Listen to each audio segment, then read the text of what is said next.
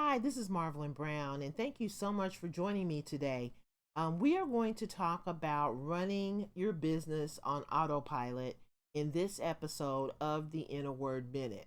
So, if you are new to the Inner Word Minute, this is a weekly podcast that talks about all the different ways, all the different formats, all the different things that you can do to run an online business, to have a business that you run from home and a business that brings you passive income. So, running your business on autopilot is just another way to say, earning passively. Because when you run your business on autopilot, that enables you to do other things while you continue to earn in your business. So, for example, if you're someone who has a family, maybe you have small children and you need to be with your children during the day, and you are not able to really, make phone calls or send out emails or do any of those things that you really need to do to keep your business going. Maybe you're not able to, be available to take credit card payments or to, ring up sales or things like that. You can do this because you have set your business up in a way that enables that to happen using automation. So there are certain tools that you're going to need. There's certain systems that you will need to put in place, and that is what we're going to talk about today. Now we're just going to do this from a high level because this is really, each area. It's kind of a detailed thing that you do to set up your business. But one of the things that I really love about having an online business is that you do something once and you get paid for it over and over and over. So once you set these systems up and they're in place, you've tested them, you know that they run well, that they're doing what they're supposed to be doing, you don't have to worry about setting them up again. All you do is just, continually monitor and track, but you're not being hands-on. So I really love that aspect of having an online business. So now let's go ahead and take a look at the first slide. So on this slide, we have, we have 5 different processes. And the first process, of course, is your offer. That's where everything kind of starts because most of the time, people that you want to work with, your ideal customers, they're going to see your offers, and the offers that you put together in your marketing are going to attract the people that you want to work with. They're going to attract the people that you want to work with, and they're going to repel the people that you don't want to work with. So in your messaging, you're going to put together, these ads. Even if they're not paid ads, they're still ads. They're still messages that you send out that will grab the attention of the people who are in your niche or in your specialty. So let's say, for example, that you are working with someone who is in the weight loss niche, and maybe you've decided that you want to work with new moms who just had a baby. And if you've seen some of my other videos, I use this example quite a bit.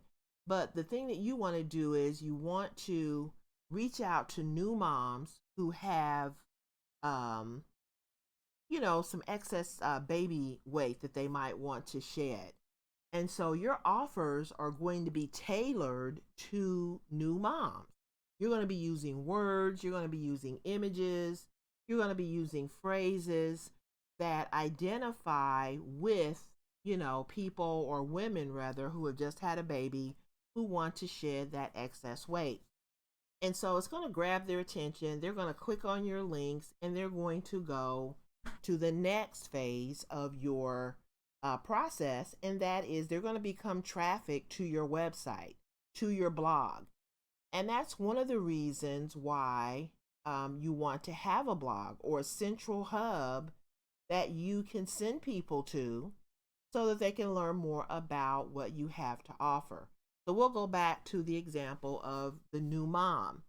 So you've got, the new mom, you've grabbed her attention from social media. She has clicked on your image that you have on social media, or your paid promotion or your ad or your PP click ad or whatever it is that you have put out into the universe, they have clicked on that because they're interested and they become traffic. So then, they become a visitor. At that point, they become a new visitor, maybe to your site, someone who has never been to your site before. Where you send them, and we kind of talked about this last week, but this kind of brings it home. Where you send them on your site can make a huge difference. So if you send them, if they're a new mom and they just had a baby, and your messaging on social media, for example, said that you have this product that will help them shed their baby weight, and then they get to your site and you're giving them some information on a plant-based detergent, that's totally not matching with what you said on social media. So your social media, all of your posts, all of your promotions, all of your ads, all of the stuff that you put out in groups, in forums, when you go out and you participate and you are marketing your business, you want to make sure when you send people to your website that you send them to something that is consistent with what you are saying in your marketing. So if you're marketing to new moms and you have a product that you want them to look at, you have to send them to that particular product on your website. So they become traffic, they go to your site. Now, if they see the ad for plant-based detergent on your website versus something that is going to help new moms, they're going to probably bounce off of your site, which means that they will go to your site, take one look, and they'll get the heck out because it doesn't match what you said on your platform, your advertising. But if it says, this is a product, when they get to your website and they see a product that is designed for new moms who want to shed baby weight, then they'll probably hang around. They'll look at what you have to offer. And then if you give them the opportunity to take the next step, then they may become a lead, or they may decide that they want to try out your product. Most of the time, if this is a new visitor, someone who has never been to your site, they're probably just going to take the next step and sign up and become a lead and get more information. I have had cases where people have gone directly to my site and made a purchase, but it doesn't happen as often as, people just signing up to get more information. So once they sign up to get more information, you can send them directly to some information that will help them understand more about the product and why they should buy it. And then you can also give them the option to make a purchase. And if they decide not to make a purchase, then you have a lead that you can follow up with and send, even more information that will help them make a better buying decision. So when when you have your offer, people click on your offer, they become web traffic. Now, there's a lot of different types of web traffic. There are robots, and you definitely, when you think about your traffic on your site, you don't want your site to be nothing but robots. But there are robots. There are, Google sends out their, they call them spiders, but those are just robots that go out and take a look at your site. So all of that kind of falls under that category of robots. Then there are marketers who send out robots as well. And really, the robots are kind of a fake traffic because, yes, they land on your pages, they take a look around, but they have various reasons for doing that. And it's not based on, making a purchase or becoming a lead. Then you have visitors. So you have new visitors and you have return visitors. So return visitors are people who have been to your site before. They know what it's about. They are familiar with your branding and they like what they see. So they come back to get more information. Whether you send them back or whether they come back on their own, they are definitely familiar with your brand. New visitors need to be kind of given some options that they can take that will enable them to become a lead. That's what, that's really the goal when someone lands on your website, you want them to become a lead. You want them to be able to take that next step. Next, you may have referrals. So referrals are from other websites. So maybe you have someone has linked to your site from another site, and that's called a backlink. So if, for example, you go to Tumblr and you put a link to your website on Tumblr, that's considered a backlink. And so when someone visits your site from Tumblr, you're going to be able to see that in your analytics. You know, you'll see the number of people that come from Tumblr. You'll see the people that come from Google. You'll see people who come from Facebook, and all the different sources that you have placed links in. You're going to be able to see how much traffic is coming to your site from those sources, and those are considered to be referrals. Now there's also traffic that comes from search engines like Google, Bing, Yahoo, etc. And so you also want to get traffic from search engines because that is how people are looking for information these days. No one is really making phone calls or, unless it's in their local community. A lot of people do make phone calls when they are dealing with local businesses. But when they're looking for a solution to a problem and they, are really wanting to get some information, they go to a search engine and they put in search terms. So you will also get traffic, web traffic from search engines. So then, as someone becomes a visitor and they become traffic, they visit your site for the first time, the thing that you want them to do is become a lead. And that's kind of what, I alluded to before. If you can get them to make that next step, take that next step and become a lead, that enables you to follow up with them. And so the way that you follow up with them is through, the next step. And we'll talk about that in a moment. Follow up is kind of its own step in the process. So I don't want to get ahead of myself. But when someone becomes a lead, they become a lead through either opt-in forms, and you've seen these opt-in forms on websites where you can enter your name, your first name maybe, and your email address. And at a minimum, you just enter your email address. Now, I like to ask people for their first name just so that I can personalize the emails that I send out. However, that first name is not a required element. The main thing that I want is the email address.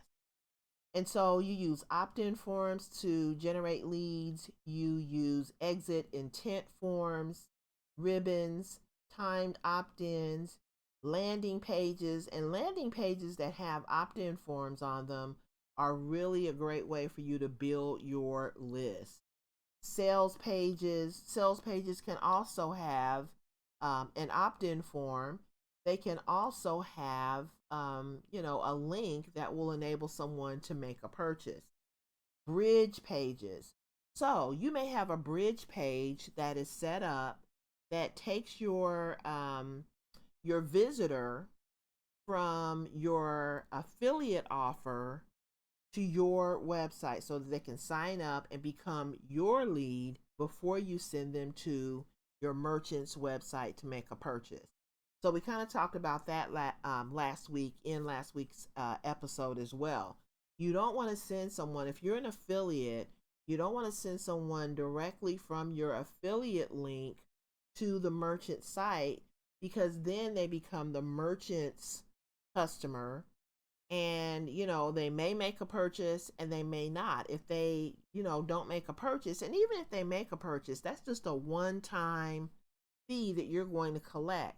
It would be a lot better to make that person your lead, have them sign up on your pages, become your lead, because you're the one that did the work to get them, to make the decision to buy whatever that product is.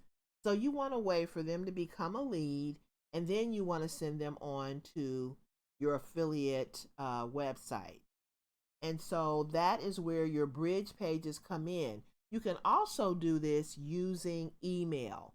And so we talk about that a lot in more detail when you become a lead of In a Word Business Services. So all of the things that we're talking about today, I go into them in detail when we go into some of the various trainings that I do when you become a lead.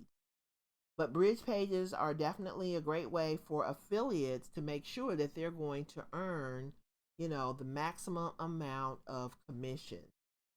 Thank you pages. You can also generate leads, believe it or not, in your thank you pages. So maybe you have a product and you're selling a product on your site. Someone may not go through, reading an article or landing on a landing page. They may go straight to your store. So for example, on my blog, I have a store. You can click on, the top menu and go straight to my store and make a purchase. And when that happens, you also, during the checkout process, have the option to leave your email address. And so you can put, your email lead generation opt-in form on your thank you pages. Now, if you're not doing that, that is kind of leaving an opportunity on the table, because just because someone buys from you does not necessarily mean that they are a lead. So, if they buy something from you, you can continue to send them emails, but if they sign up and give you their email address, that kind of confirms that they want to continue to hear from you. And then there are also upsell pages. So you may sell a product that is, I don't know, $20. And then you may have a higher ticket offer that you want to give them. Maybe you have $100 product. And so if you want to upsell that person, you can give them, the $20 product. And then when they make that purchase, take them to a page that gives them the option to buy the $100 product. And maybe you give them the option to buy the $100 product at a discount. And, you tell them that if you want to buy this product, you can get it at a discount until, I don't know, 3 minutes, 5 minutes, or, for the next half hour, or however you want to do it. You kind of put in an end time for that deal so that kind of creates a sense of urgency. So anyway, these are all the different ways that you can set up lead generation on your blog. So there again, another reason to have a blog. If you don't have a blog, then you can't set a lot of this stuff up. Your lead generation is going to be one of the steps that you definitely want your ideal prospects to take. When someone lands on your site, you don't want them to land on your site and then leave, because when that happens, statistics show that when someone comes to your site and they kind of take a look around and you don't give them the option to take the next step, when they leave, they may never come back. And so you have to give them a way to take the next step with you. And if you don't do that, then you're probably leaving money on the table. So then once someone becomes a lead, they give you their email address. That means they're giving you permission to follow up with them. So they came to your site, they liked what they saw, they became a lead. The next step in the process is follow up. So then with follow up, you can also automate that as well. And the way that you follow up is through email. You can, follow up by sending them an email series that delivers either your upsell or delivers your freebie or whatever you promised when you set up your lead generation form. You want to deliver that during the follow up. And whatever you promise, you want to make sure that that person gets it immediately as soon as they follow up. And all of that has to be set up as well. You can also follow up by sending people a lead magnet. So in order to get people to sign up, a lot of times people will provide a lead magnet or some free item that will give them some benefit when they sign up to be part of your list. And so lead magnet delivery is very important for follow up as well. Course delivery. So maybe you have a course and you've been advertising your course, and in order to get this course, you have to opt in. So people use courses as a product, something that they sell, and then sometimes they use courses as freebies to get people to sign up for their email list. And then you also want to build relationships. So following up really is about building those relationships, building those business relationships that enable you to have loyal fans and customers. And then also following up can mean educating people. So maybe you educate your audience about your products and your services, and even about your company. What does your company do? Who you are, how you can help them, something in your background that maybe, stands out in terms of your ability to help them reach their goals, whatever those goals are. Another way to follow up is by providing deals and discounts. So if you're someone who has expertise in a certain area, you can follow up with your ideal clients, people who become leads, by sending them deals, sending them discounts, helping them to save money on whatever it is that you are promoting. So then when you do that enough, when you follow up, the other thing that happens is you create the know, like, and trust factor. Because the more people see your value, they see that you're adding value to, whatever it is that they are trying to accomplish, the more value you deliver, before you ask for the sale. If you lead with the sale, that turns people off a lot of times. And so what you have to do is lead with value. And when you lead with value and you give people more than what they expected, a lot of times that will open up the door for opportunities to, sell them something. So then once someone is, on your follow-up list, and this is something that can be totally automated, right? So your lead generation, and let me just back up. So your offers can be automated. You can have a system that sends out your offers on automation. So that means you set it up once, and then those, messages can be sent out to whatever platforms you want them to be sent to. And so that can be automated. Then we also have your lead generation process that can be automated. And then the follow up system can also be automated. The other thing that can be automated, and I didn't include it in, I didn't put that in this last part of the process, but the last part of the process is the sale, the actual purchase that your customer is going to make. So when someone buys something from you, that process can be automated as well. Because what you would do is you would set up a shopping cart, and that shopping cart is going to process that order. So if someone makes a purchase, you don't have to be present in order for them to buy an item from you. So this sales process can be automated as well. So your sale is really going to be like a conversion. You're going to take someone from, a visitor, someone who saw your offer, became a visitor, decided to, opt in and, become a lead. And then you basically take the action to follow up with them. And then they convert to someone who becomes they go from being a visitor to your site to being an actual customer. And so that's kind of the ultimate goal. Now, once someone becomes a customer, you don't want it to end there. You want to continue to follow up with them. So if they buy a product, you might want to create an email sequence that, talks about that product and maybe upsells them to some other products, or get some information from the customer that tells you some of the other ways that you can help them to reach their goals. So this is a process, and so this process can be automated. As you can see, there's certain tools, there's certain techniques, there's certain strategies that you will learn once you become a lead for In a Word Business Services.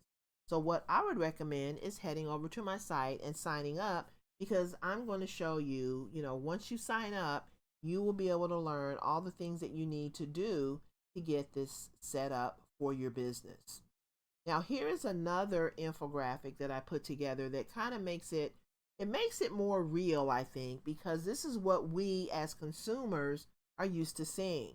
So there's a big sale. So think about your favorite retail store, and they put these big signs up and they tell you about the big sale. Or you see the big sale advertised on TV. Wherever you may even see the big sale, advertised, with ads on your social media feed. But so you see this advertisement, and this is what you're going to do as a business person.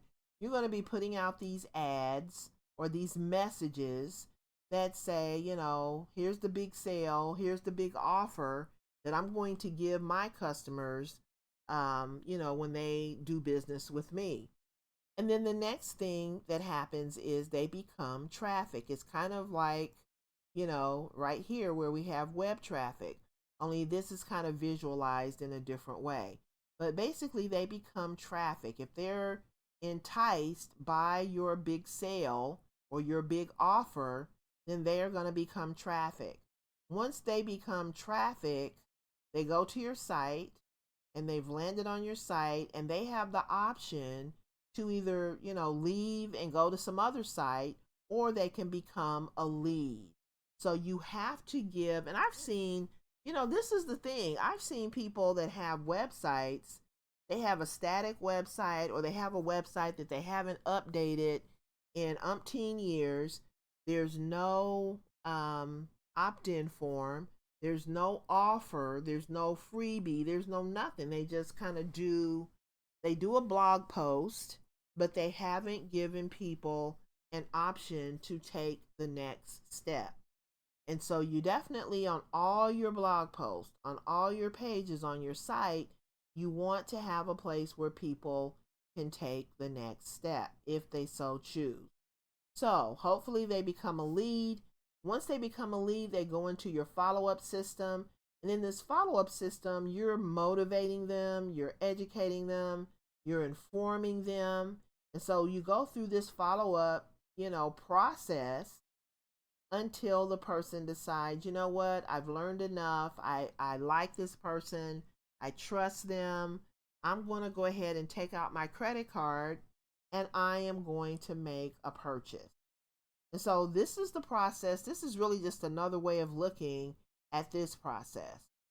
But I'm hoping that in this episode, you are able to see how important it is that you go through all these various processes in your business. And what I see a lot of people do is they focus on the sales piece. So for example, if you have a website, maybe you have a company supplied website.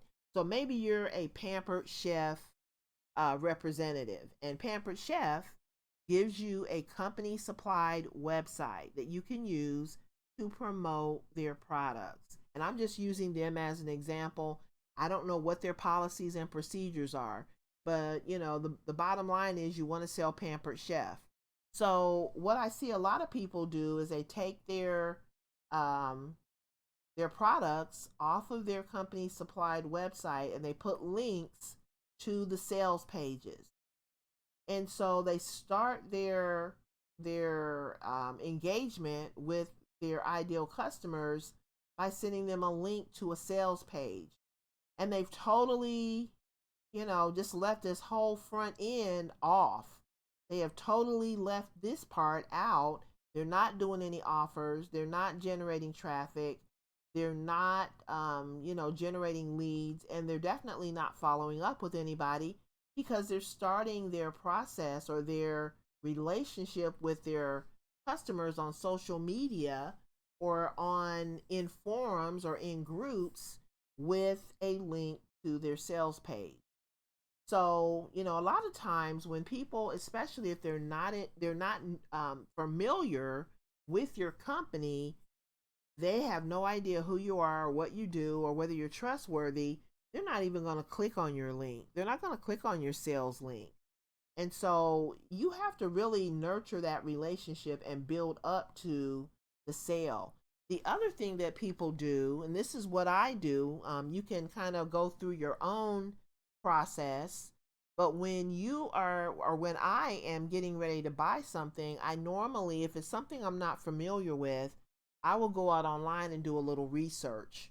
And so, in order to bring people into your business and help them to understand more about what you do, you can do something like an educational piece that gives people if someone is doing research on whatever your niche is. So if you're that person who is helping new moms who just had a baby who want to lose baby fat, then you want to create some research type documents, and not research in the sense of scientific research, but you just want to be able to give that new mom something that they can look at that will tell them, and inform them and educate them about your product and why your product is the best solution for them. And then once they learn about your product, they understand why it's the best solution, they're going to be more apt to making a purchase. That also helps them to get to know your business so that you are able to make that connection. When you make the connection, people are, willing to pull out their credit card and make a purchase.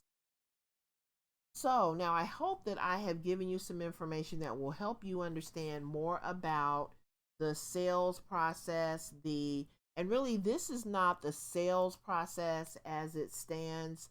This is your process. As a business owner, you want to have things set up under each one of these. You want to have a procedure set up under each one of these areas, and then you want to use certain tools, you want to use certain strategies to make these processes work together to help you earn, um, you know, on autopilot. You want to, earn passively. You want to earn while you do other things. For example, you've probably heard the term earning or making money while you sleep.